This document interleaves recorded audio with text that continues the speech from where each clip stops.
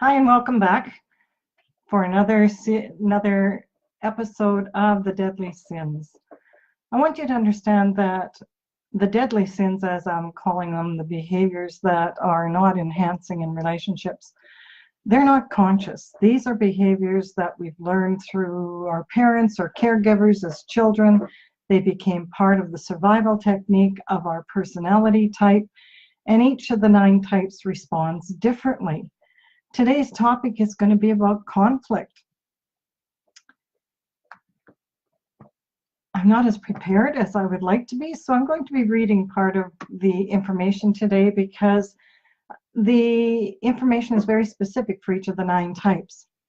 Until you understand the behavior and you bring it to awareness and consciousness, you will automatically react from that behavior. And of course, depending on the structure of the personality type, that depends on what behavior they're going to do. So here is the 9 different personality types and how they respond to conflict. So the 1 perfecter, when they're under conflict, they feel accused by others. They feel they are the problem, and they're going to respond to you with curt statements. They may blame, they may have a tense body, they may not say anything, but you might be able to read the energy of anger with them. How perfecters can manage themselves when anger comes up. So this is what I absolutely love about the Enneagram. The information for each personality is so very specific, whether it's anger, fear, worry, your loving style, what you need to feel valued, all of that is within the personality of yourself. And it's really like opening a book, like, you get a new technical thing, or even a car, especially the newer cars with all the technology in them. You got to read the manual to figure out how the car really works, right? Well, it's the same with personality. And when you read your own profile, it gives you a lot of information on who you are and what you believe in and how you act and react. And the same is true about, so when you're in a couple dynamics and you put your 2 dynamics together, you get a wealth of information, and you don't spend a lot of time in your head trying to figure out, like, why are they acting like that? It makes no sense to us. And vice versa. The way you act and react to some things, your partner's going to go like, what's that all about? It really takes a lot of that away so that you can respond in a much better way, a much more loving and caring way, and hopefully you won't get triggered into your anger, and then you've got 2 people who are projecting and blaming and in anger. It gives you the ability to help your partner understand and accept them for who they are, and work with them and support them through their growth. And as I've mentioned before, there's 9 levels of behavior and 9 levels of awareness and consciousness, showing you your patterns. And when you have that vision of the person you can become, the best version, it really does help you work on your patterns and bring yourself into awareness, so you manage those patterns that sabotage you. So how can the 1 perfectors manage themselves when there is conflict? Well, each time for each personality, we can take it internally, and we can ask, what does this reaction tell me about me? And what can I learn about this reaction? And for the 1s, can you listen to the other person with an open heart and mind? The 2 supporter, that's always looking after everyone's needs and believe they're caring and nurturing. So whenever there is a conflict, they may initially go quiet and think through, why has the other person become unkind?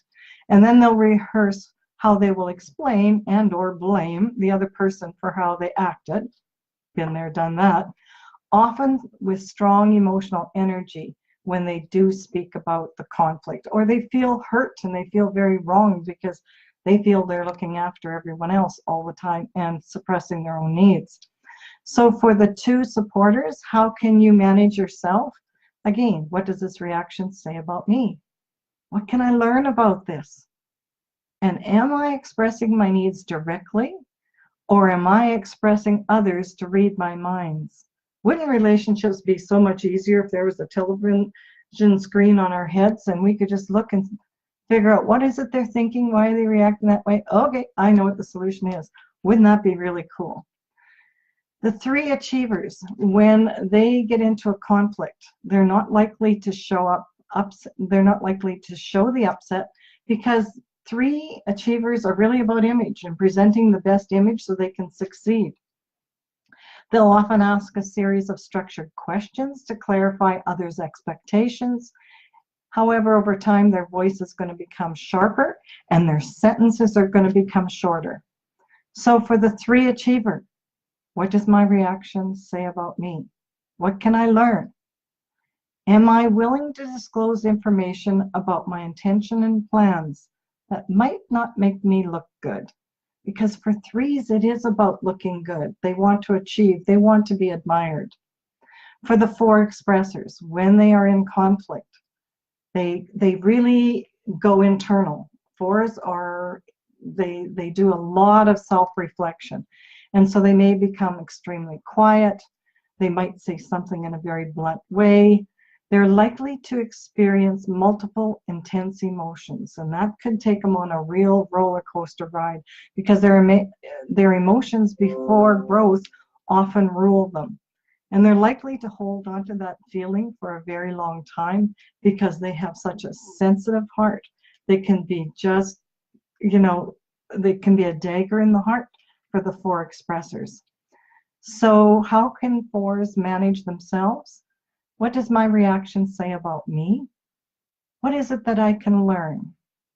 And am I displaying my ability to be objective and my emotional balance? Are my emotions throwing off other people? So for the 4s, it's important to switch from the emotion to the logic so they can look at it. That's not always easy before development and before growth. The 5 contemplators. When conflict arises, they're likely to say little. They will pull back and they'll review the event mentally, because they're all about facts and data.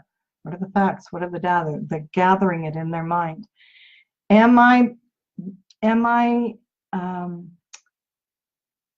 So they will pull back, they'll review it mentally, and they'll express their anger. They will step up and they will express their anger in intense conflict situations. So how do 5 contemplators manage themselves? Again, what's this reaction telling me about myself? What can I learn? And for 5s, because they're the most logical and the least emotional, they can ask themselves, am I experiencing feelings in the moment? The 6 questioner, with conflict, they may be very reactive or they may withdraw. They're likely to intensely analyze the conflict to understand what happened. And then they're likely to project their feelings and thoughts onto others. 6s are known for that because they're in fear and worry, and if they don't know how to handle that, it's about you, and they're reactive to you, and they are blaming. And they're likely to doubt their own thoughts and feelings because 6s look for assurances for security in other people. So for 6s, what does this reaction say about me? What can I learn? Am I aware that my own thoughts and feelings, am I aware of my own thoughts and feelings instead of focusing on identifying the other's thoughts and feelings? 6s are head types. So again, it may be difficult to get to the feeling because for 6s, they go, their minds go into overdrive and it goes all over the place because they want to resolve the conflict and get back to feeling good about themselves and others again. So their mind, we call them the monkey mind, it just really goes crazy. And it's about taking a deep breath, maybe 5 or 6 deep breaths. As when you're in conflict, all personalities can do this. Take 5 or 6 deep breaths. That'll bring you back into balance of your head, heart, and gut. And then you can clearly assess your emotions or your feelings or your thoughts. The 7 optimister, well, they never like to deal with anything that it causes pain or is negative. So they avoid conflict at all costs by thinking of pleasurable activities. And they rationalize their own behavior. Anybody who takes them out of happy, They rationalize and defend their behavior, and they blame others for the problem. For the 7, what does your reaction say about me? What can I learn? Am I willing to deal with and stay focused on possibly painful and difficult issues? Because our path of development is always when things are difficult. That's our path to development. Sit in it, feel it, or think about it, and figure it out. What is it that you need to do to change the pattern that is sabotaging you? The 8 asserter, when they're challenged, they will experience an intense surge of energy that compels them to speak up or act or react and make decisions very, very quickly. They can be very blunt when they do this. Energy is even anger they feel is an honest emotion, and there's nothing wrong with it as long as you manage it properly and don't take out other people while you're expressing it. They also may withdraw and observe when feeling dominated. They may cut off contact with others for a long period of time. It's that for the 8 asserters, it's they more than, well, I shouldn't say they more than others, but control is a big trait in their personality. And so when they feel out of control, that really takes them out of their own power.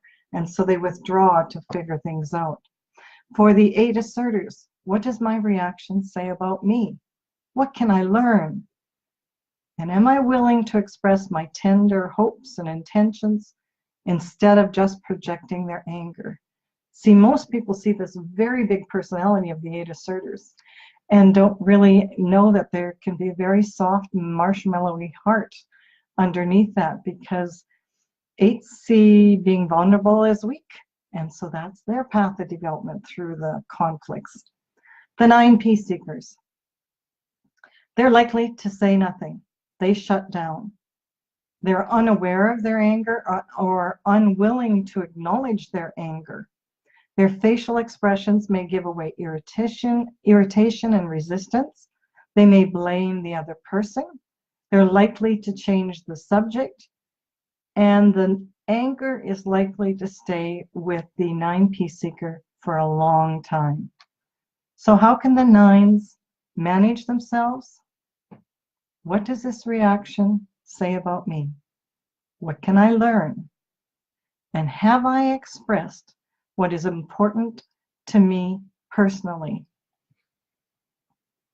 There's such a wealth of knowledge in the Enneagram, and that's why I'm so passionate about it.